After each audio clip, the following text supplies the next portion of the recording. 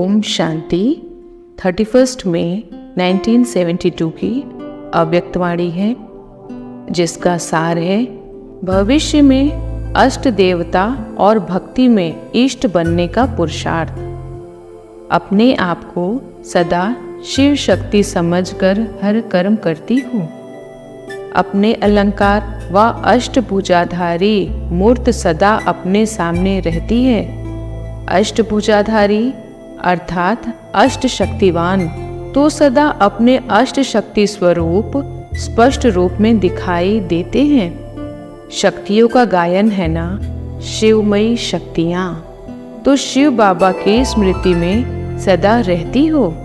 शिव और शक्ति दोनों का साथ साथ गायन है। जैसे आत्मा और शरीर दोनों का साथ है, जब तक इस सृष्टि पर पार्ट है तब तक अलग नहीं हो सकते। ऐसे ही शिव और शक्ति दोनों का भी इतना ही गहरा संबंध है।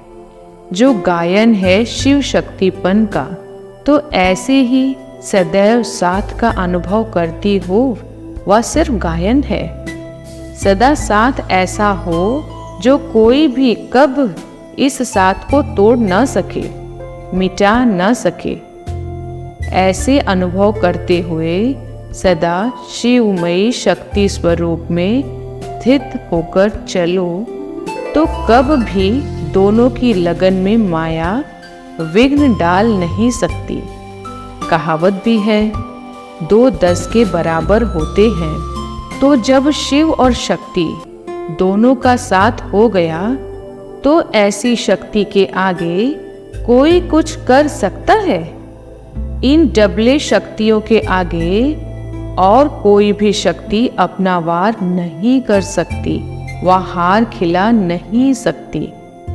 अगर हार होती है, वह माया का वार होता है, तो क्या उस समय शिव शक्ति स्वरूप में स्थित हो? अपने अष्ट शक्तियां संपन्न संपूर्ण स्वरूप में स्थित हो। अष्ट शक्तियों में से अगर कोई भी एक शक्ति की कमी है, तो अष्टभुजाधारी शक्तियों का जो गायन है वह हो सकता है। सदैव अपने आप को देखो कि हम सदैव अष्ट शक्ति धारी शिव शक्ति होकर के चल रही हैं। जो सदा अष्ट शक्तियों को धारण करने वाले हैं, वही अष्ट देवताओं में आ सकते हैं। अगर अपने में कोई भी शक्ति की कमी अनुभव करते हो, तो अष्ट देवताओं में आना मुश्किल है। और अष्ट देवता सारी सृष्टि के लिए इष्ट रूप में गाए और पूजे जाते हैं। तो भक्ति मार्ग में इष्ट बनना है व भविष्य में अष्ट देवता बनना है, तो अष्ट शक्तियों को धारण सदैव अपने में करते चलो। इन शक्तियों की धारणा से स्वतः ही और सहज ही 2 बातों का अनुभव करेंगे। वह कौन सी 2 बातें? सदा अपने को शिव शक्ति व अष्टभुजाधारी व अष्ट शक्तिधारी समझने से एक तो सदा साथीपन का अनुभव करेंगे, और दूसरा सदा अपनी स्टेज साक्षीपन की अनुभव करेंगे। एक साथी और दूसरा साक्षी, यह दोनों अनुभव होंगे, जिसको दूसरे शब्दों में साक्षी अवस्था अर्थात बिंदु रूप की स्टेज कहा जाता है, और साथीपन का अनुभव अर्थात अव्यक्त स्थिति का अनुभव कहा जाता है। अष्ट शक्ति की धारणा होने से इन दोनों स्थिति का अनुभव सदा सहज और स्वतः करेंगे।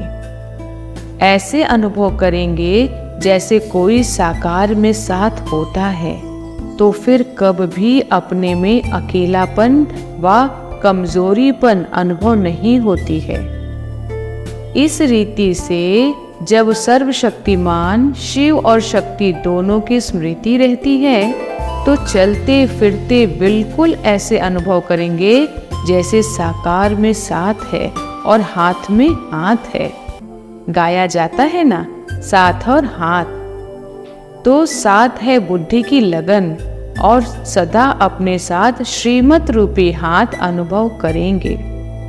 जैसे कोई के ऊपर किसका हाथ होता है तो वह निर्भय और शक्ति रूप हो कोई भी मुश्किल कार्य करने को तैयार हो जाता है।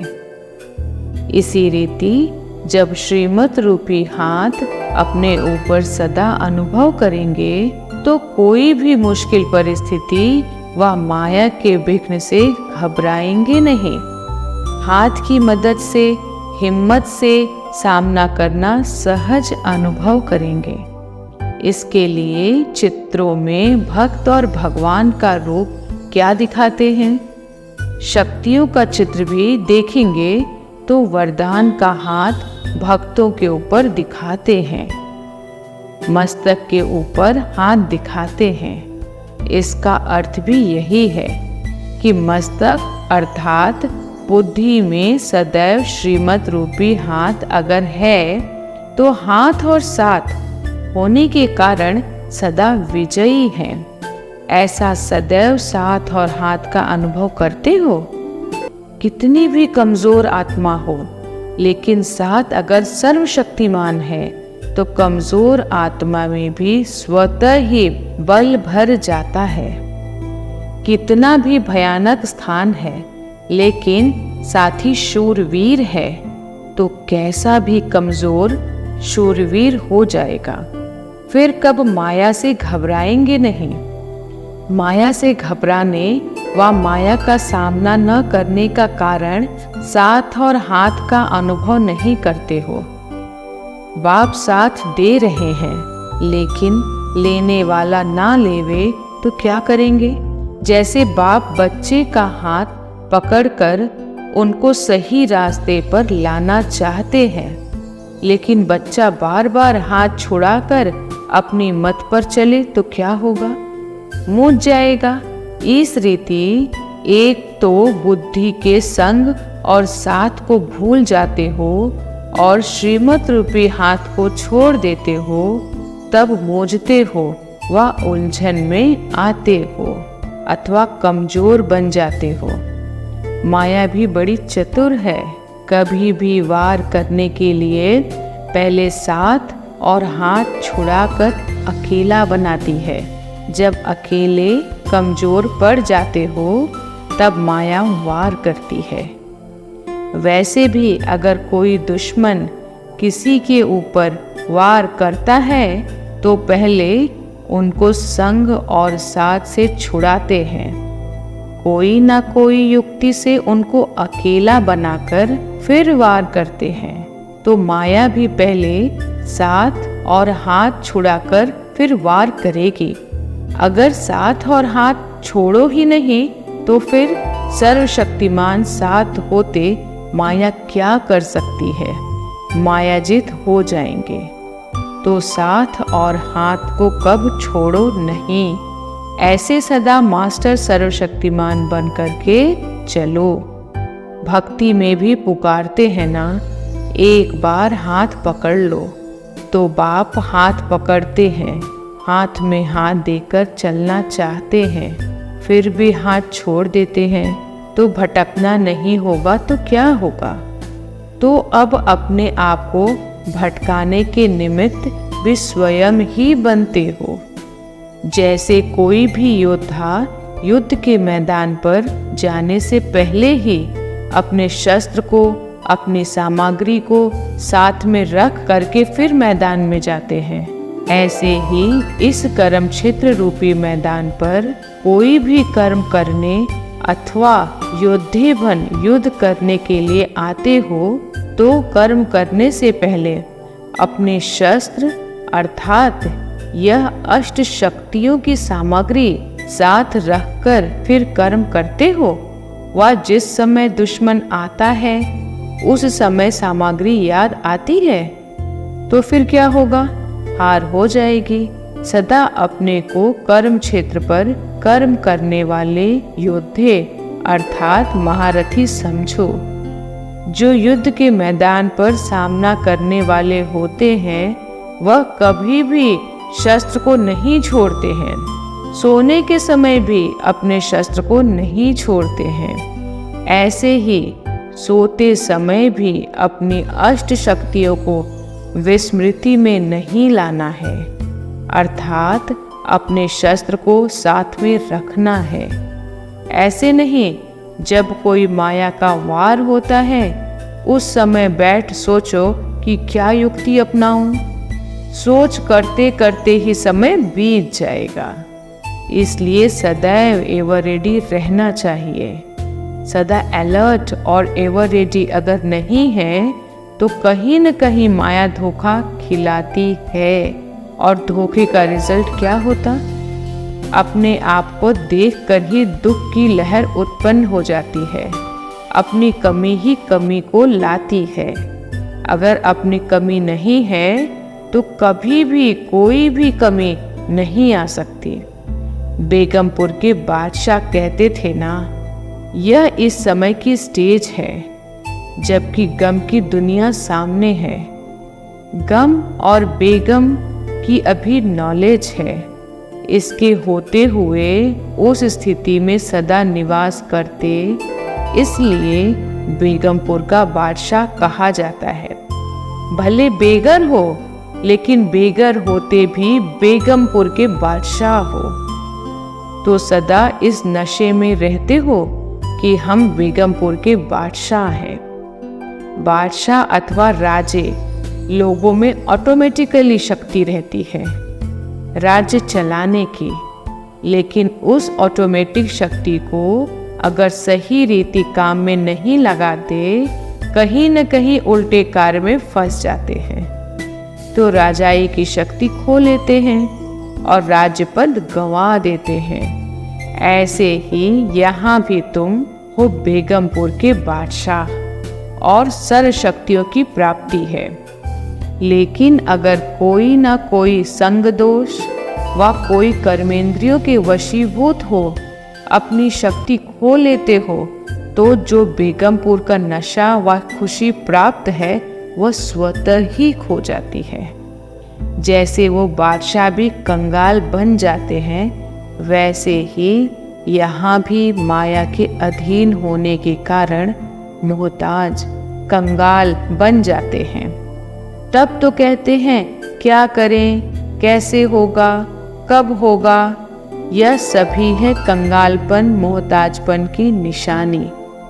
कहाँ न कहाँ कोई कर्मेंद्रियों के वश हो अपनी शक्तियों को खो लेते हैं, समझा? तो अष्ट शक्ति स्वरूप बेगमपुर के बादशाह हैं। इस स्मृति को कब भूलना नहीं। भक्ति में भी सदैव यही पुकारा कि सदा आपकी छत्रछाया में रहें। तो इस साथ और हाथ की छत्रछाया से बाहर क्यों निकलते हो?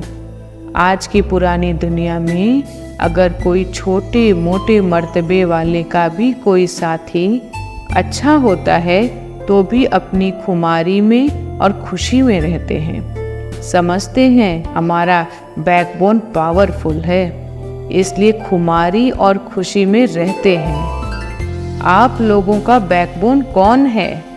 जिनका सर्वशक्तिमान बैकबोन है तो कितनी खुमारी और खुशी होनी चाहिए। कब खुशी की लहर खत्म हो सकती है? सागर में कब लहरें खत्म होती हैं क्या? नदी में लहर उठती नहीं, सागर में तो लहरें उठती रहती हैं। तो मास्टर सागर होना, फिर ईश्वरीय खुमारी व ईश्वरीय खुशी की लहर कब खत्म हो सकती है? खत्म तब होती है जब सागर से संबंध टूट जाता है, अर्थात साथ और हाथ छोड़ देते हो, तब खुशी की लहर समा जाती है। अगर सदा साथ का अनुभव करो तो पाप कर्म से भी सदा सहज बच जाओ, क्योंकि पाप कर्म अकेलेपन में होता है। कोई चोरी करता है, झूठ बोलता है व कोई भी विकारवश होता है, जिसको अपवित्रता के संकल्प व कर्म कहा जाता है, वह अकेलेपन में ही होता है। अगर सदा अपने को बाप के साथ साथ अनुभव करो तो फिर यह कर्म होंगे ही नहीं। कोई देख रहा हो तो फिर चोरी करेंगे, कोई सामने सामने सुन रहा हो तो फिर झूठ बोलेंगे।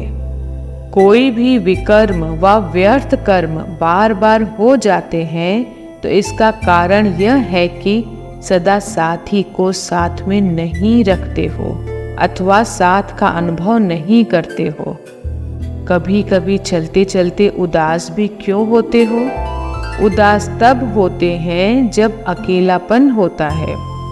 अगर संगठन हो और संगठन की प्राप्ति हो तो उदास होंगे क्या? अगर सर्वशक्तिमान बाप साथ है, बीज साथ है, तो बीज के साथ सारा वृक्ष साथ है। फिर उदास अवस्था कैसे होगी? अकेलेपन ही नहीं तो उदास क्यों होंगे? कभी कभी माया के विघ्नों का वार होने के कारण, अपने को निर्बल अनुभव करने के कारण परेशान स्टेज पर पहुंच जाते हो। बलवान का साथ भूलते हो तब निर्बल होते हो और निर्बल होने के कारण अपनी शान को भूल परेशान हो जाते हो। तो जो भी कमजोरियां व कमी अनुभव करते हो उन सभी का कारण क्या होगा? साथ और हाथ का सहारा मिलते हुए भी छोड़ देते हो। समझा? कहते भी हो कि सारे कल्प में एक ही बार ऐसा साथ मिलता है, फिर भी छोड़ देते हो। कोई किसको हाथ देकर किनारे करना चाहे और वह फिर भी डूबने का प्रयत्न करे तो क्या कहा जाएगा? अपने आप को स्वयं ही परेशान करते हो ना। बहुत समय से इस सृष्टि में रहते हुए अभी भी यही परेशानी की स्थिति अच्छी लगती है? नहीं तो बार बार उस तरफ क्यों जाते हो?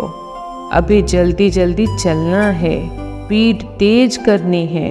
सार को अपने में समा लिया तो सार युक्त हो जाएंगे और असार संसार से बेहद की वैरागी बन जाएंगे। अच्छा, सदा साथ और हाथ लेने वाले बेगमपुर के बादशाहों को नमस्ते। ओम शांति।